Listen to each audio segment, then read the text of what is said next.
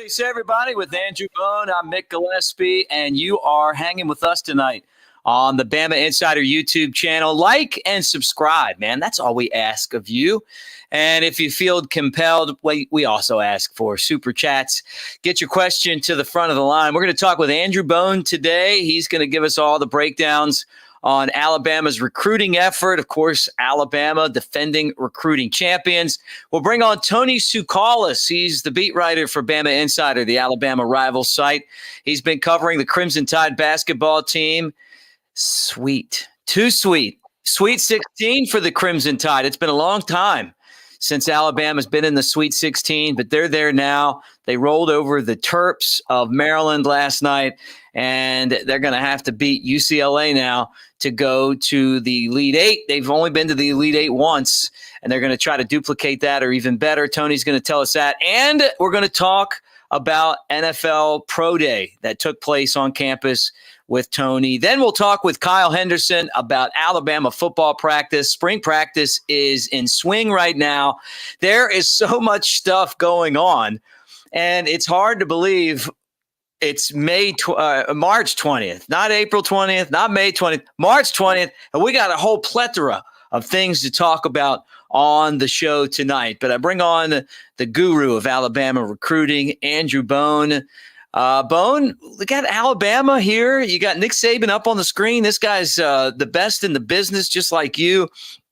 And Alabama is piling up the 5-star commitments, and they're trying to add to it.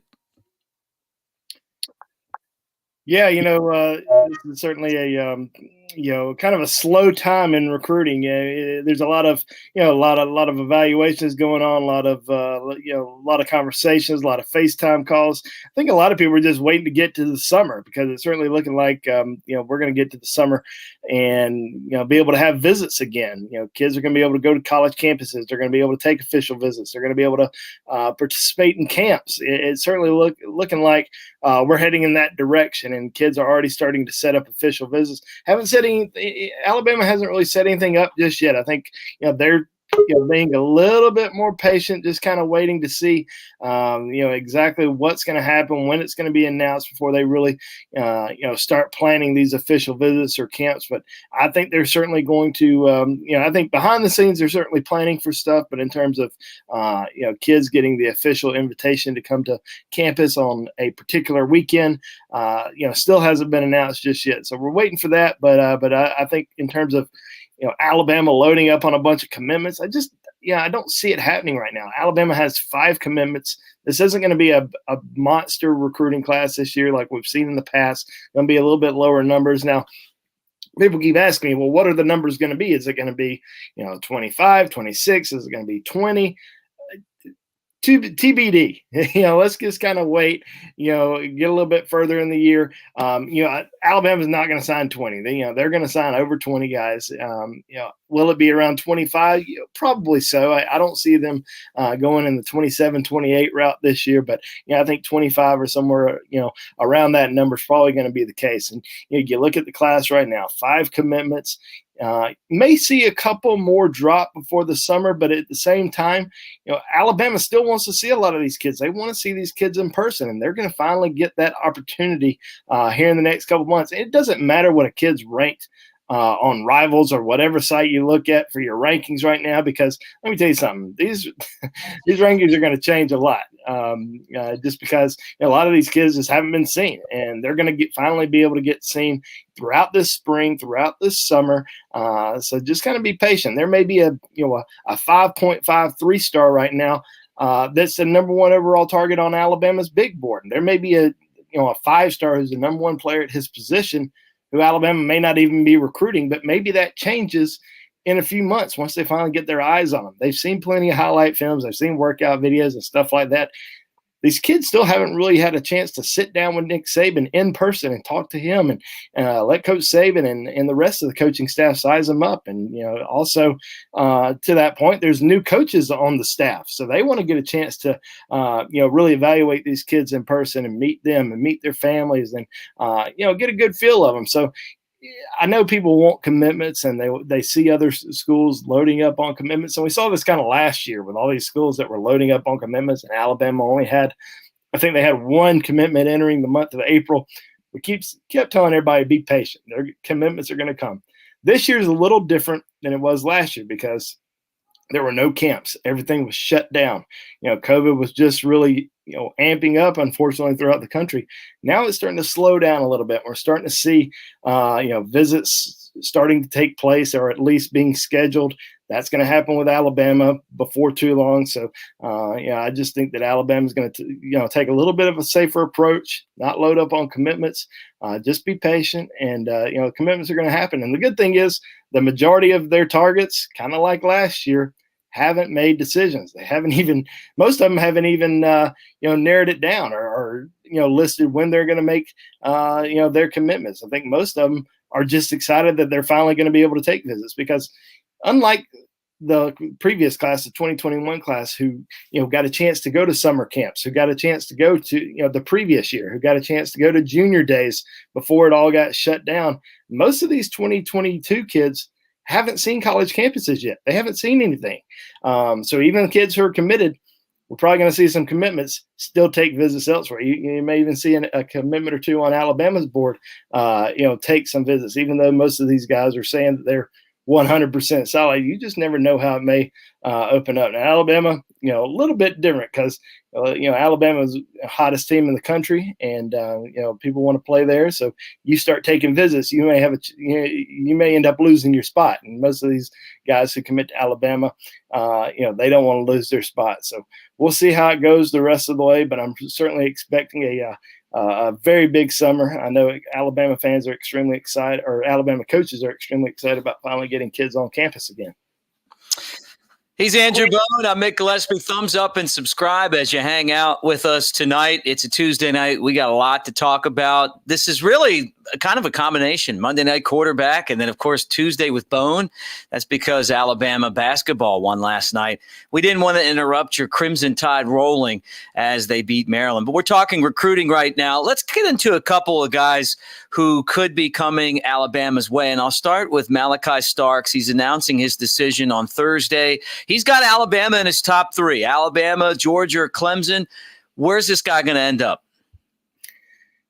I think he ends up at Clemson.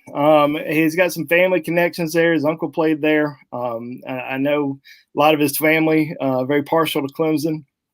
Georgia's only about 30 minutes away from Jefferson, so about a 30-minute drive from Athens to Jefferson, Georgia. Alabama's in it. They've been in it for a while. Most people just assume it's a Georgia-Clemson recruiting battle, but he's been talking to Alabama still, led by the recruiting efforts of Charles Kelly. They've had a great relationship. He's being recruited. He's listed as an athlete, but mainly recruited by Alabama as a safety. I just don't think he's going to end up in Tuscaloosa. I think, he's going to announce his decision this week on Thursday, I think around 4 p.m. Central. And I think it's going to end up being Clemson. Probably not, a big surprise, and also probably not a big loss for Alabama, just because, we saw what defensive backs Alabama signed in the previous class, and there's some big time guys that they're still going after in this 2022 class that I feel like they have a chance to land. So I wouldn't really read too much into it. I think he ends up going to one of those two schools, leaning more towards Clemson right now, but Alabama, I think they'll be just fine in the end. Let's talk about another big-time target, Walter Nolan. Tell us about Walter Nolan, 5-star out of Tennessee. Alabama's already got Ty Simpson to commit out of the Volunteer State. This guy's 6'5" and 300 pounds. He's a big dude, and he comes in as, the number 3 player nationally? I mean, this is a really big target.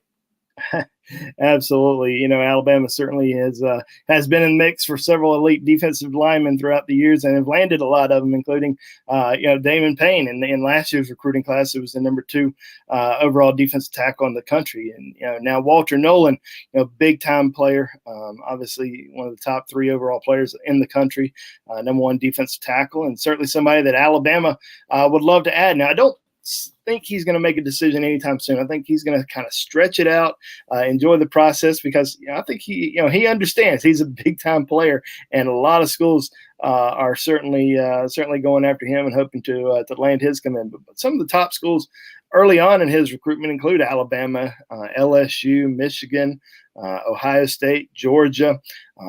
He talks to a lot of different programs, so he's certainly a big time target for Alabama. It's going to be interesting to see what Alabama does on the defensive front this year, because obviously Walter Nolan's a major target. There's two in-state kids that Alabama really likes a lot, and Curtis Perry out of Park Crossing in Montgomery, Justice Finkley out of Hewitt-Trussville, who's going to be naming his top 12 schools this upcoming weekend. So those are two big in-state guys. You also have Marquise Graciel out of the St. Louis area, who's going to be announcing his decision in July. Probably going to take all 5 of his official visits during the summer, including one to Alabama. So those are some of the big boys that Alabama's going after on the interior defensive front that I feel like they're going to have a really good chance to potentially land. But in terms of decisions happening anytime soon, the only one that's currently set up, as I mentioned, Marquise Graciel, announcing on, I believe, July the 29th. So most of these other guys probably going to stretch it out pretty far, or at least going to take some visits during the summer and get a good feel of these schools before they start narrowing it down a little bit more. A couple 5-stars out of Tennessee with Ty Simpson and Walter Nolan. There's been years where Tennessee hasn't had any 5-stars, and all of a sudden now 2 of the top players in the country are coming out of that state. Let's talk about some players that Alabama might be sending offers to, new offers, and kind of tie that in with offensive line. What are we looking at with the offensive line after the class that Alabama just signed? Yeah, there's been a few offensive linemen who've picked up offers, from Alabama over the course of the last, month or so, 2 months. And a lot of these guys are starting to build relationships with new offensive line coach Doug Marrone. You also have, some guys that, Alabama just signed in this past class, considered probably, one of the best offensive line classes of all time.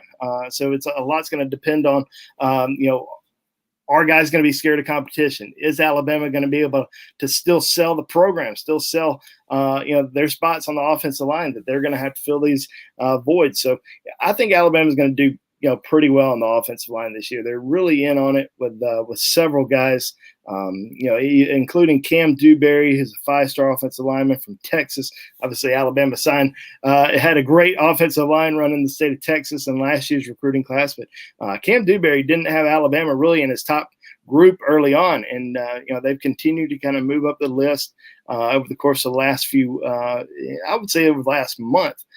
They've really moved up to his list. Zach Rice, who's a 5-star offensive lineman for Virginia, another guy, didn't have Alabama in his top 8 back in November. Now, just a few days ago, now announced his top 5. Alabama's in his top 5. A lot of people think maybe North Carolina, Virginia, early front runners for him, but everybody keeps saying the guys on the west or on the East Coast to cover that area, watch out for Alabama, because they're really putting a lot of pressure on him, and not in terms of making a decision, but in terms of just amping up that recruiting heat, trying to build that relationship and trying to make him feel wanted. They really want him as part of this recruiting class. So, those are 2 5-star. Julian Armella, out of Miami, certainly another guy that Alabama really likes a lot. Probably going to really stretch out his recruitment and enjoy this process. Elijah Pritchett is a big offensive tackle, 6'7", 290-pound tackle out of Georgia, Columbus, Georgia, who I feel like Alabama has a outstanding chance to land a commitment from him. So he's certainly another guy to keep an eye on. And Jake Taylor. Jake Taylor's a offensive lineman out of Las Vegas who picked up an offer from Alabama about a month and a half ago. Had a top 3 of, I believe it was Oklahoma, Notre Dame, and USC. Ends up replacing Alabama with replace USC with Alabama, and really wants to get to Tuscaloosa as quickly as possible. So we're going to see a lot of these kids in Tuscaloosa this summer. Of course, a lot can change. The recruiting board can change. We may see some guys that get offers that may not necessarily be a top target right now that could turn into a top target, and we see that not last summer, but every summer before then, we've seen a lot of guys who've really come in and stolen the spotlight and did really well. We saw that with a guy like Quinnen Williams, who committed to Auburn early in his recruitment. Alabama didn't offer him early, and he ends up coming to camp, performing really well, getting that offer, and then flipped his commitment. We saw that with Mac Jones. Mac Jones, a commitment to Kentucky. Of course, Tua had already committed to Alabama, but Mac still came in, worked out, got that offer. Alabama said, we want 2 quarterbacks. Decided to flip his commitment from Kentucky to Alabama. So we see a lot of kids that end up, really moving up that recruiting board and really, showing out once they come to camp. Because like I said, coaches want to see these kids in person. That's what it's all about, seeing these kids in person. Last year, a little different. There was nothing you could really do about it, but this year, you're finally going to be able to see some kids in person and make some big decisions. Anything else before we let you go tonight, Bone? That's about it. I would encourage everybody to check out BamaInsider.com. If you're not on there right now, jump on there. I just dropped my my recruiting thoughts of the week. If you have any questions, you can jump on BamaInsider.com and ask me. We got, you do a Q&A every single day on BamaInsider.com if you want to. You just got to, start up the thread, and I'll answer any questions you have. But I think that's it. I mean, like I said, I don't really see any other major commitments happening right now. Never know. One may pop, but I would certainly stay tuned to Bama Insider and the recruiting board. You can always read his work, the latest on Alabama recruiting at BamaInsider.com. It's a great time to become a member, be part of really what's going on, whether it's the latest in recruiting or what's going on with the football team, now the basketball team. You can find all that, including Andrew Bone's work, at BamaInsider.com, the Alabama rival site. Thanks, Bone. Thanks, Mick. You guys have a great show tonight. We'll do our best, man. We gotta bring Tony on now and talk basketball. So great to talk with Andrew Bone as you guys hang out. And as I pop Tony on here, let me remind you that the thing that we really want from you guys tonight, besides you being at home yelling Roll Tide, is give us a thumbs up, man. Give us a thumbs up. Subscribe to our channel. Be part of Bama Insider and our YouTube. We have over 50,000. I mean, we're starting to look forward now. Nick Saban's taught us that you don't want to celebrate too much in your victories. So 50,000 was a great win, but now we're looking ahead to 100,000. 100,000 subscribers here on YouTube. Subscribe if you're not already part of what we're doing, and we really appreciate you guys being with us here tonight. Normally, Tony, it's a Monday thing, right? It's Monday. We get together. We call it Monday Night Quarterback. Now we're like Monday Night Point Guard. Last night, we're going to talk some football, but last night we got to start with basketball. And look, this was a hard one for me. I transferred as a college student from Baltimore. I went to Maryland. I was a Terp, and then I was Alabama. I've only not cheered for Maryland twice in basketball, both times when they played Alabama. So last night, it was great. I mean, Alabama played a heck of a ball game. It's good to see John Petty back in the mix. Alabama could have beaten anyone the way they played last night, I thought. Yeah, the message heading into this game was just to be patient and that the offense would come. And, I think guys like John Petty and even Jaden Shackelford, they were just saying, like, we're just going to keep on shooting and we trust our shot. Well, it fell against Maryland, definitely. The threes were falling, and this is Alabama basketball at its best. What it was that night. Maybe the offense, the defense actually was a little bit down from what it's been, but the offense this time was able to pick it up, which is normally, if you've been watching Alabama basketball, it's been the reverse. But look, if Alabama can get back to the defense that they had been playing and then keep up even any semblance of this offense from last night, I don't know of a team that can beat them. If they can do both those things, that's a big ask, but I mean, if you're looking at, I don't really see a team that can beat them if they're able to, put it all together like they're capable of. Well, no doubt about it. I mean, look, I thought Maryland just played a good basketball game to start. I mean, they came out like a house of fire, but Alabama just patiently waited for Maryland to cool off, and they never took their foot off the gas. I mean, it was kind of that performance that we've been waiting for. And it was comforting to see John Petty, but the play right now of Quinterly, this guy has upped his game to the next level. I mean, he's become that superstar that we wondered if Alabama had. And I also need to say this as well. I questioned the SEC, Tony. I questioned how good SEC basketball was. I fell into a trap, and I thought that the Big Ten was a dominant conference. I mean, look at all the teams that they got in, all the high seeds and everything else. I was wrong. They stink. The SEC's pretty good. And maybe great. I mean, we'll find out. You got two teams that are in the Elite Eight, and I think have the potential to get to the Final Four. And the Pac-12 is pretty good. Yeah. I think that the Big Ten definitely took a hit in the tournament. It's hard to necessarily grade a conference on tournament play. It's kind of like grading a conference on bowl play a little bit. But no, that's big. It's a big hit to the Big Ten's, reputation, at least this year in terms of their teams. But speaking of Alabama, though, I think they were battle tested. That they had played some tough games already, so I think that probably helped them out heading into this tournament. Well, look, Wiggins for Maryland's a great player. I mean, he was 27 points in the game, and I mean he single-handedly kept the Terps in it. I thought that it might be Ayala or Scott that would be that player, but for Alabama, I mean the attack just never stopped. I mean, every time you turned around, it was someone else doing something in the game. Shackelford had 21 points. Petty had an excellent bounce back game with 20 points.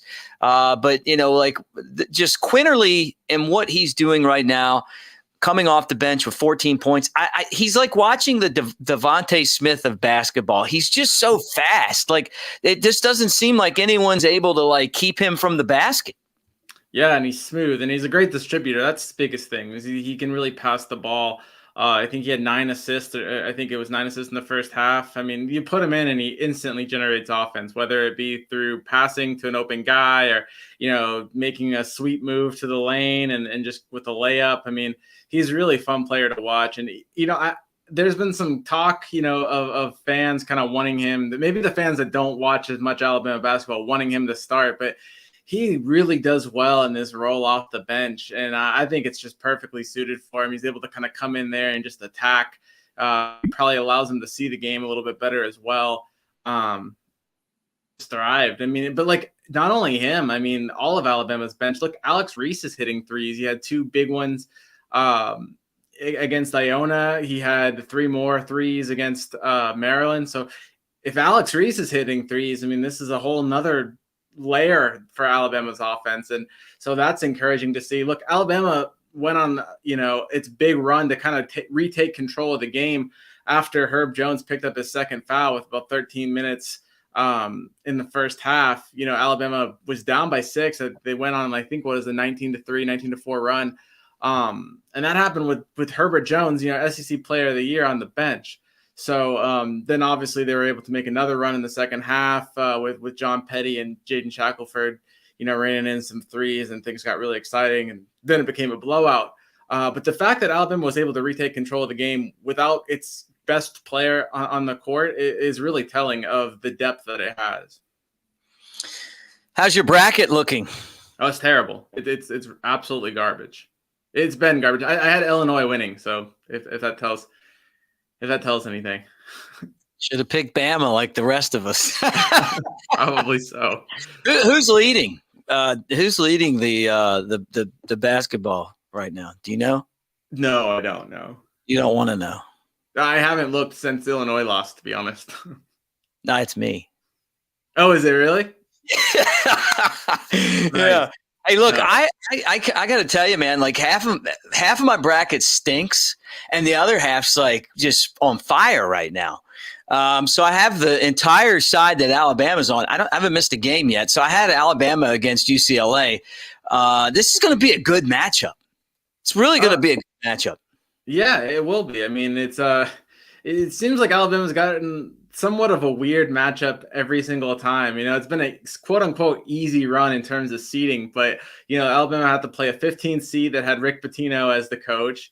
Then I had to play, generally Maryland's a good basketball school, right? I mean, so then they had to play a Maryland team.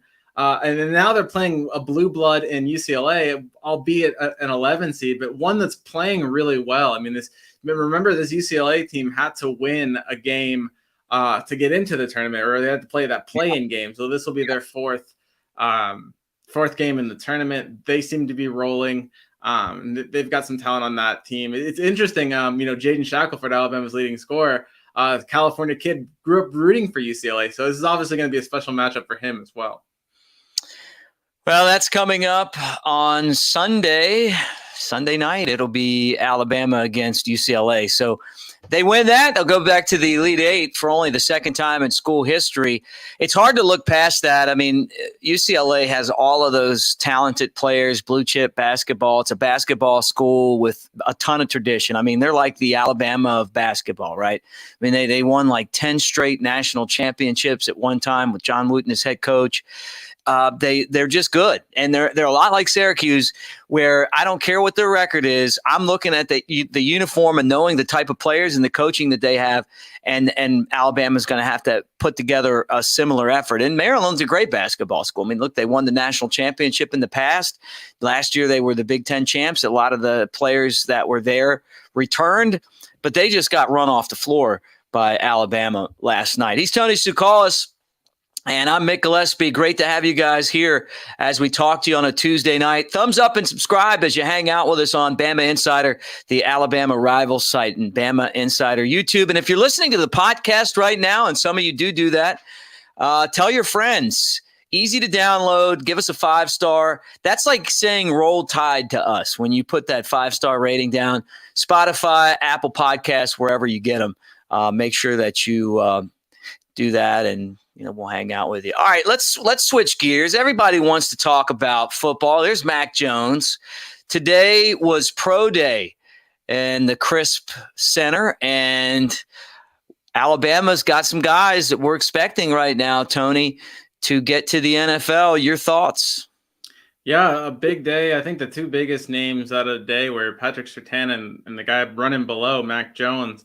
Mac Jones wasn't ever going to blow anyone away with his athleticism, but I think he did a decent job today of showing that he's not a bad athlete. He's not somebody that's just stone footed. He ran, in the 4.7 range of the 40-yard dash. I think I might have seen somewhere that he ran a 4.69 or something like that. So, I mean, he's did everything that, he needed to do on the day.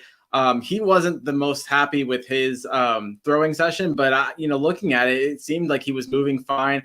He was able to make the throws. He didn't have his A+ receivers either. Devontae Smith and Jalen Waddle, they were unavailable, and so was Najee Harris. So he was throwing to Miller Forrestall and Carl Tucker and Slade Bolden and Xavier Williams. Nothing wrong with that bunch. It's not his first round talent. That would have been probably helped him flash his skills maybe a little bit more, but the thing I saw and I took from Mac Jones's, throwing session was he went over the 50 throws he was going to because he wanted to show NFL teams just a little bit more. And I think that willingness to show that was key. It obviously shows he has the stamina and the arm strength and the ability to kind of maintain his deep ball, after he gets a little bit fatigued. So that was big. And he was moving around on some rollouts. You saw a bunch of movement. He threw off platform. I mean, that's not his game, but to show that you can do it, I think is a big deal. And I've heard over the years, Mel Kiper's talked about some of the greatest and some of the worst pro days that players have ever had. And he said Peyton Manning's pro day was one of the worst that's ever been recorded. And obviously it turned out pretty good for Peyton Manning. What do you think that scouts and NFL executives take from these pro days? Look, I think that it gives them a chance to see, how they do live, how they do under pressure. But I think, when you talk to most of the analysts and most scouts, I think they'll tell you that teams generally get their evaluations based on the film that they watched from the season. I think when you're looking at the pro day, you're picking apart some of the little things, some of the, how does he interact with his receivers, or, like if you have somebody and he looks great on film, but he can't put it together in person, you start wondering, well, is he going to be caught up in the moment? Is he, can he not perform, under pressure? Because look, these throwing sessions, I mean, Mac Jones knows there's a lot of money on the line, and I think that it's a big high pressure situation. So it shows how he performs in that kind of scenario. You're able to, kind of see some things. Maybe, if you were unsure about a certain aspect of his throw or his release, or you get to see it up close. But I think when you're making the hard part of the the real meat of the evaluation, it's going to come via the tape. And I think Mac Jones's tape is great from the past season. Who else stood out to you for Alabama in the pro day today? I mean, Patrick Surtain had monster numbers. He ran like a 4.42 40. He was his vertical. I forget what, I don't have the numbers right in front of me, but he excelled across the board. And I think, when you look at him, I think he might have made his case to be the top cornerback in the draft. You just look, it's between him and Fairley from Virginia Tech. And when you look at him, Fairley had that, the back issue. We don't really know what, the extent of that. It doesn't seem like it's going to be a serious thing, but it certainly seems like the momentum has shifted to Surtain, especially after today. He's a big guy. He has size. I mean, I think you can see him lifting the bench press right now. He had 18 of those. He had the shirt off, and I mean, his abs had abs, Mick. I mean, he's a chiseled guy, so he's definitely got the size and the, and everything you want out of the cornerback position. And he just now has the numbers to back it up. Yeah. Look, if he's the number one cornerback taken, I don't see him slipping past Dallas at number 10. So I think, Alabama, if he might, be Alabama's second, who knows, a player off the board. Mac Jones, Patrick Surtain, they're part of Pro Day today. That's Daniel Jeremiah from the NFL Network. You just saw him on there for a second. What did he have to say about some of these Alabama players? Yeah, he had good things to say about them. He kind of said a lot of the same things that I've been saying about, Mac Jones, just now, just that, he was able to kind of flash, what he needed to show. He didn't blow anybody away with his athleticism, but he didn't need to. I think, Mac Jones did what he had to do. And, the other thing about today is Mac Jones also announced that he's going to go again at Alabama's next pro day next week.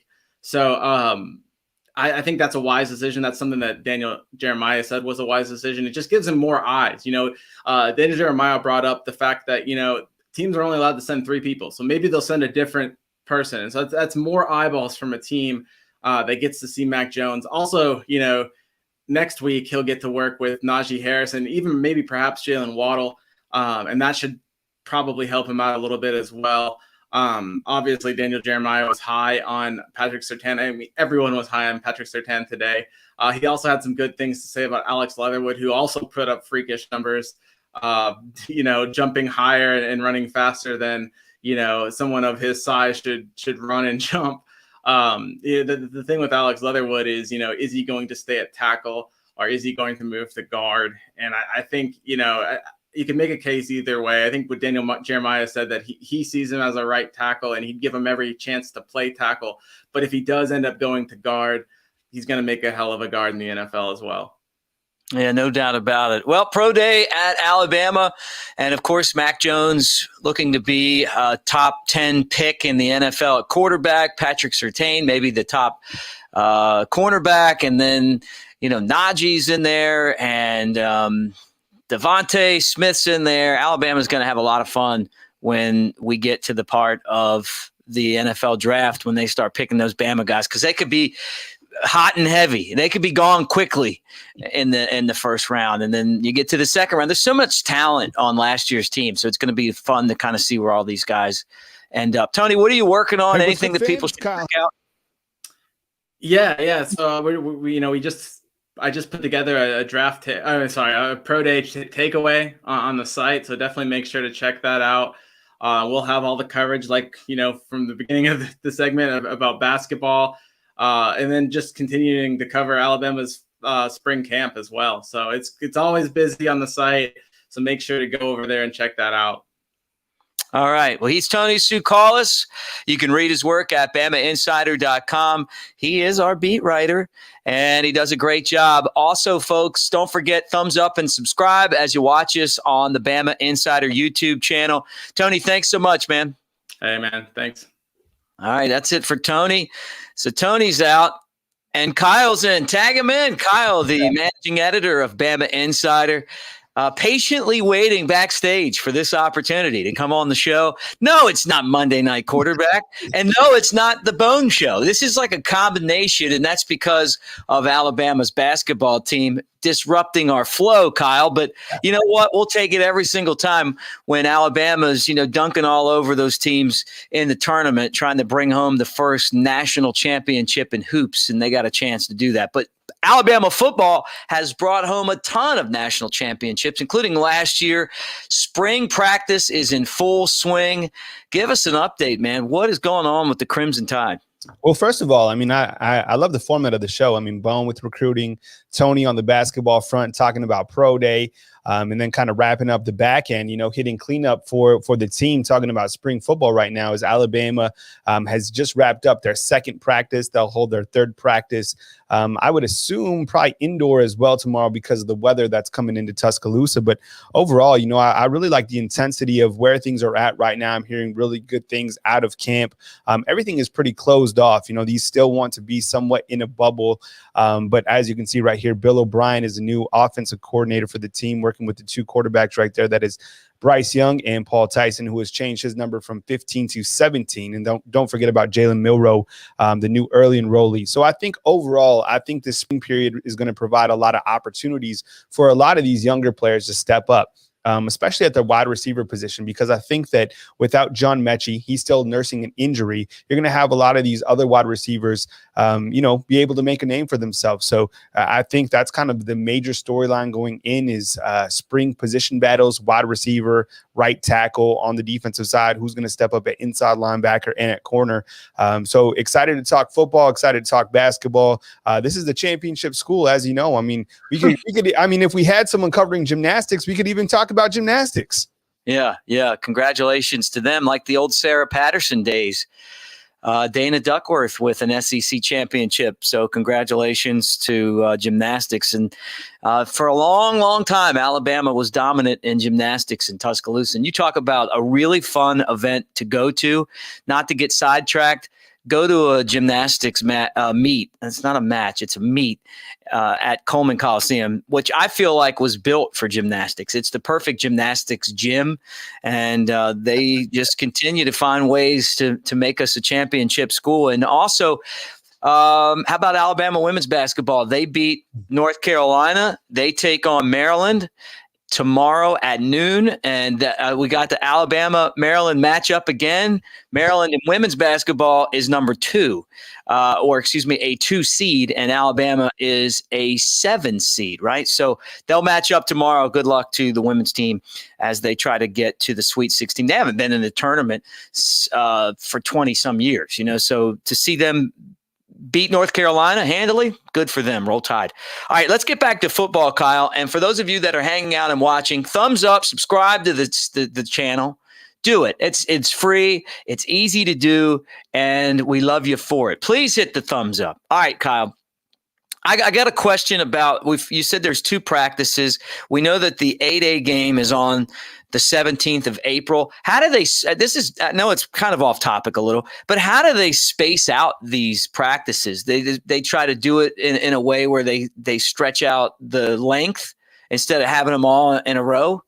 Yeah, I mean, that's pretty simple. I mean, every single college team has 15 allotted practices, and then they're allowed the spring football game. So, Alabama works like clockwork. So, being here long enough to know, Nick Saban likes to start right after that spring break period and then kind of work his schedule throughout the, those couple weeks leading up to A-Day. So Alabama, along with the A-Day, they're going to have, I believe, there are 2 scrimmages as well. So those will be taking place on Saturday, and it'll provide a great opportunity because you'll be able to hear from Nick Saban right after those scrimmages. And I think we're all curious to find out, how are these quarterbacks progressing during the springtime? Because, the major storyline is always the quarterback, right?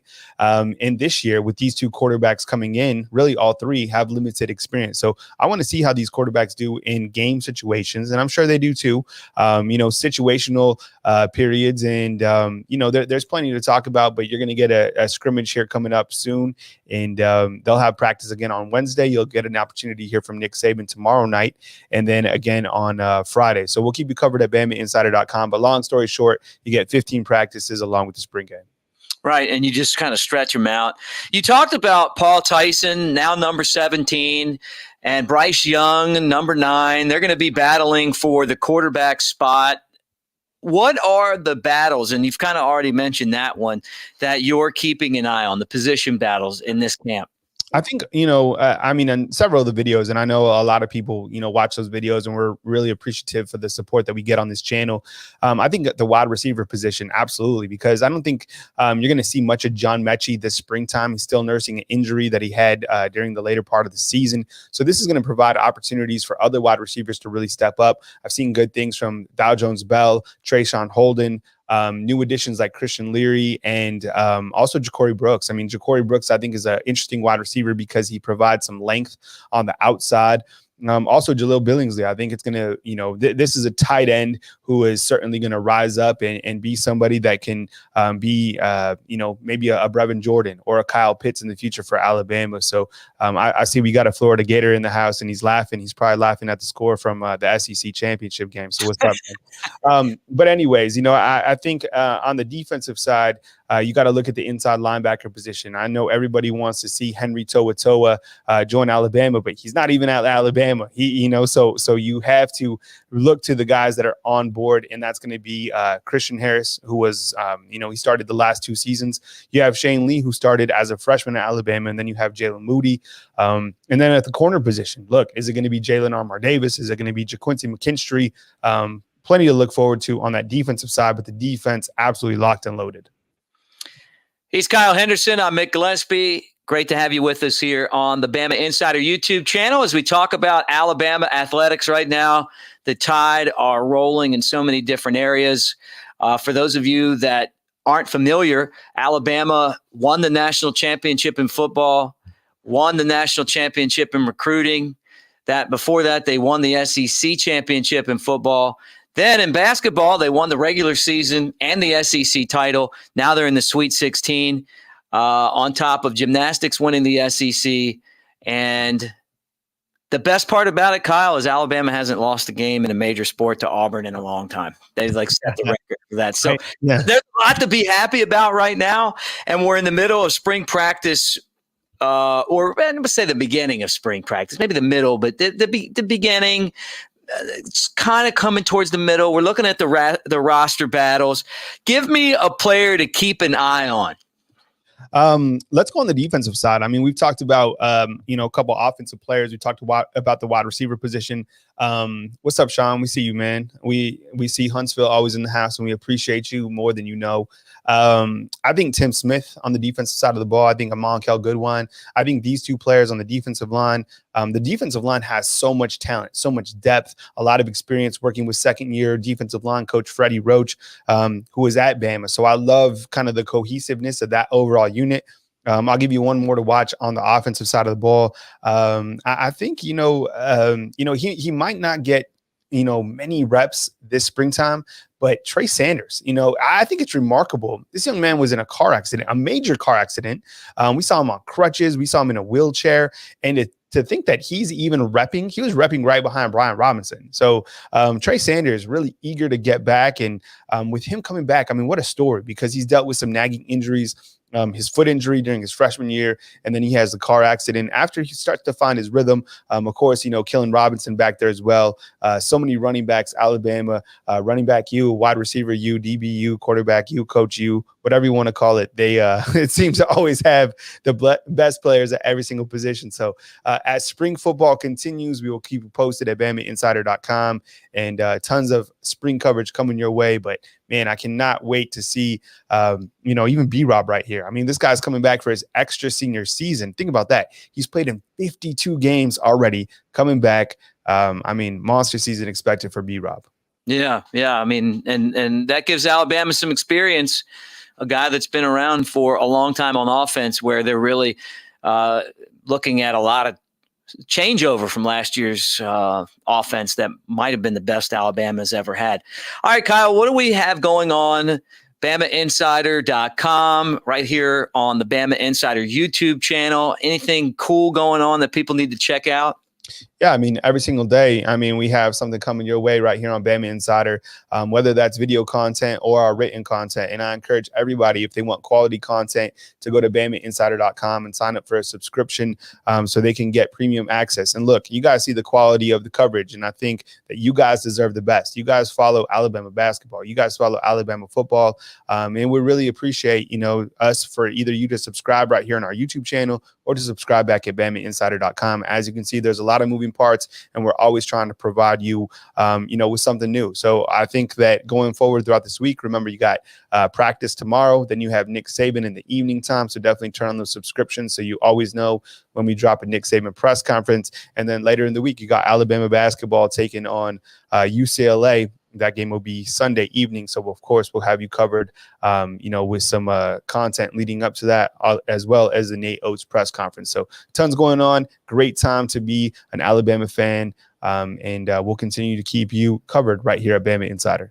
All right, Kyle, before we bid everyone farewell, you got to give a what's up to JB Baker watching from Japan. Wow. You know what? So, JB, what's up, man? I used to have a roommate when I lived in Washington, D.C. His name was Nobutaka Ito. He lived in Nagasaki, Japan, and I was really good friends with him. Still am, still connect with him. And, I'm always, so look, I'll give you a little insight to Kyle Henderson. I'm always watching travel documentaries because I love to travel. I'm a traveling spirit. And I would love to get it to Japan. My mom has been out there. I would love to go out there. Huge sushi fan. I love sake. I love to enjoy myself. So, thank you very much for watching Japan. Don't tell us what happens tomorrow. We'll try to find out for ourselves. But other than that, man, you guys take it easy. And, appreciate you guys watching from all over. It's amazing to see when someone's watching from like New Zealand, or when someone's watching from Japan, or when someone's watching from Germany. I mean, it's really cool to see kind of the depth of our subscriber base. Well, we appreciate you guys no matter where you're watching from tonight, and no matter who you're pulling for, even the Florida fan. Hey, there's always a spot for you here with us.